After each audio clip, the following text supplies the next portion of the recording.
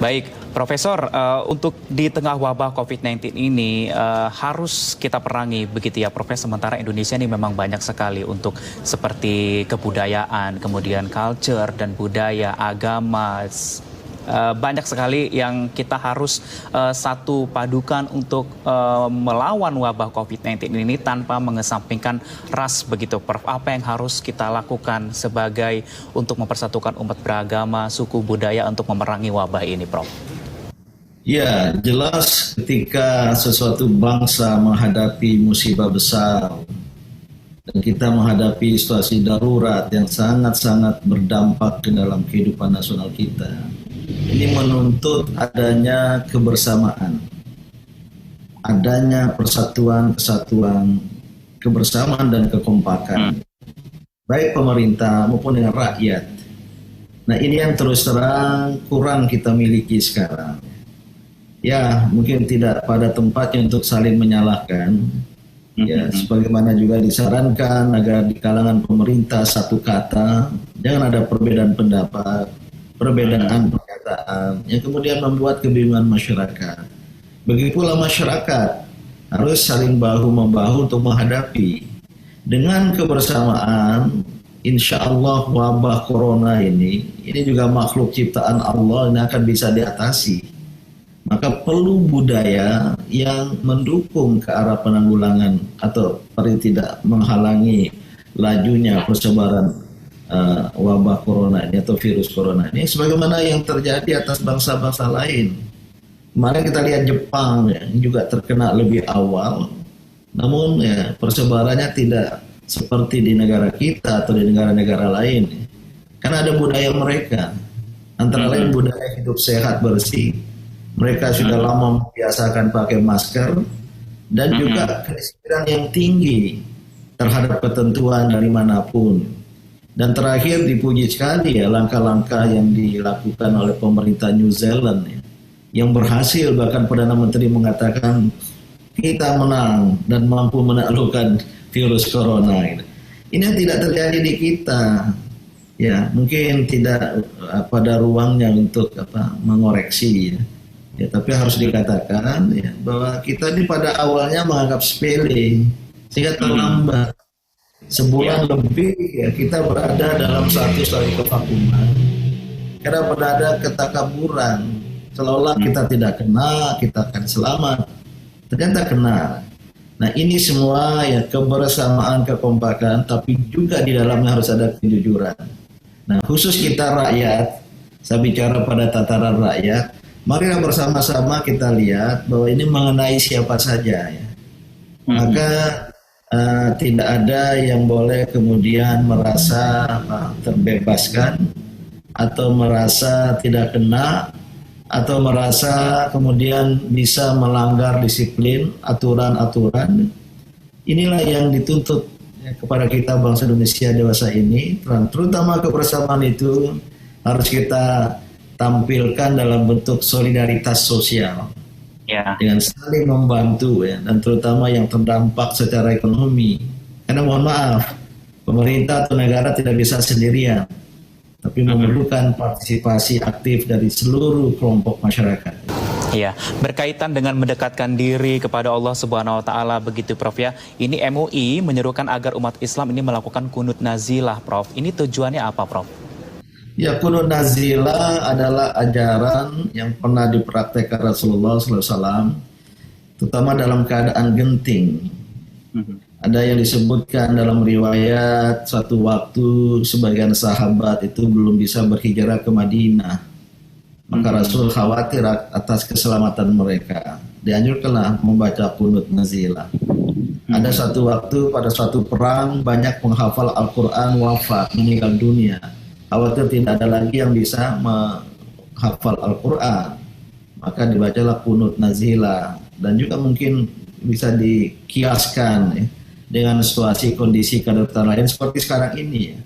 Maka kunut nazilah yang pada intinya adalah ada doa untuk kita menolak bahaya, doa kepada kita untuk menolak malapetaka atau sesuatu yang kemudian merugikan kita sendiri ya. Ya, ada doa yang dalam bahasa Indonesia dikenal dengan doa tolak bala ya. Sebutnya Allahumma dafa' annal bala. Ya Allah, jauhkanlah kami ini dari bala, wal wabah, dan wabah. Dan ada lagi yang lain ya bisa juga ditambah gitu.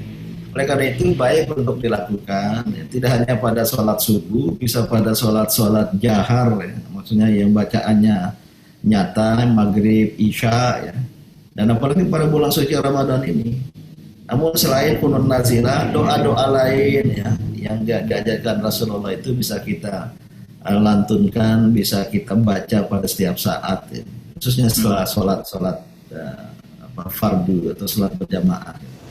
Baik, Profesor, di tengah wabah COVID-19 ini, korban yang berjatuhan sangat banyak sekali yang meninggal dunia, tidak hanya di dunia, di Indonesia pun juga begitu sama, begitu Prof. Tapi banyak sekali yang mengatakan bahwa orang yang meninggal dunia karena wabah ini, mereka adalah termasuk golongan-golongan orang yang mati syahid. Bagaimana penjelasannya, Prof? Memang ada hadis ya, Rasulullah SAW pernah mengatakan bahwa barang siapa yang meninggal dunia karena membela diri, mati karena wabah, mati karena tenggelam, dan juga karena alasan-alasan lain, maka mereka itu mati syahid. Tentu kesyahidan itu bertingkat-tingkat ya.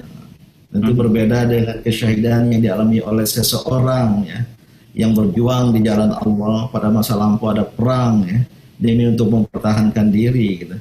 Maka ya saya termasuk yang sependapat dengan isyarat hadis itu, yang meninggal kena wabah tapi sungguh-sungguh dia telah berusaha ya untuk bisa hidup, untuk bisa mempertahankan hidupnya.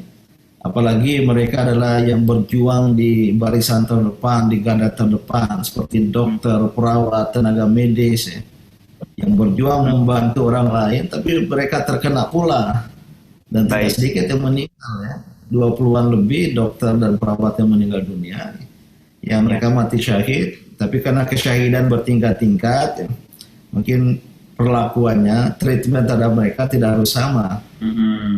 Baik, Profesor, saat ini adalah bulan yang terberat begitu bagi umat muslim, karena pada tahun 2020 ini kita melaksanakan ibadah di bulan suci Ramadan dengan kondisi yang seperti ini, Prof.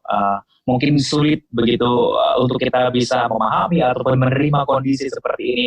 Apa yang mungkin bisa Profesor sampaikan terkait kita bisa menerima kondisi bulan suci Ramadan di tahun 2020 ini dengan secara menjalani dengan sangat ikhlas, lebih ikhlas lagi begitu, Prof? Ya, seyogianya sebagai seorang yang beriman tidak ada masalah kita mengisi bulan suci Ramadan dalam kondisi seperti sekarang ini. Dan justru seorang yang beriman atau kaum beriman itu harus mampu mengambil hikmah dari balik musibah. Kalau mereka melakukan muhasabah sebagaimana yang saya katakan berkali-kali tadi itu, maka salah satu perwujudannya adalah kita mampu mengambil hikmah dari balik musibah.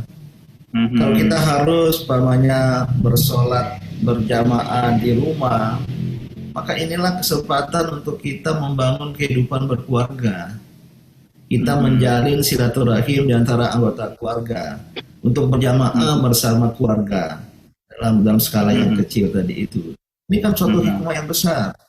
Kita berada dalam suatu suasana yang work from home, berdiam di rumah, kita banyak waktu. Maka terbuka kesempatan untuk membaca ayat-ayat suci Al-Quran, untuk tadarus, bahkan juga lewat media online semacam ini, ya, pengajian daring yang luar biasa banyaknya sekarang ini. Saya sendiri melakukan percakapan, perbincangan, bahkan pengajian daring ini bisa 3-4 kali sehari. Dan ada yang berskala dunia, yang pesertanya dari berbagai negara di dunia ini. Ini sungguh satu hikmah.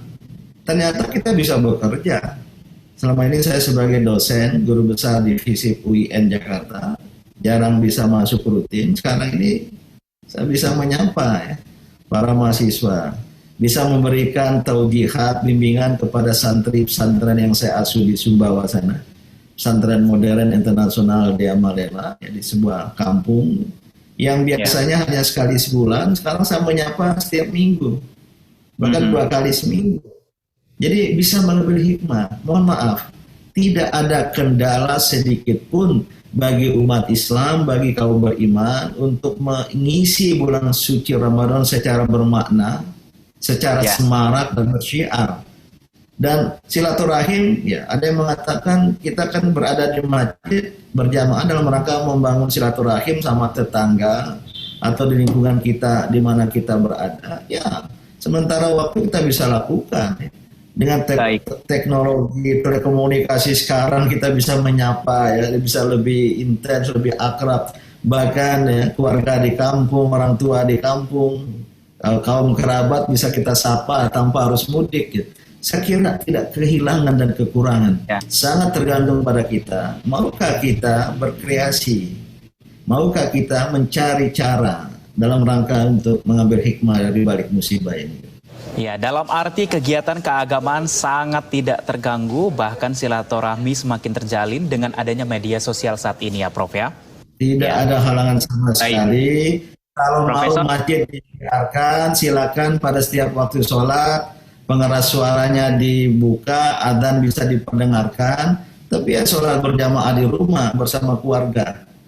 Pahalanya sama dengan sholat berjamaah di masjid.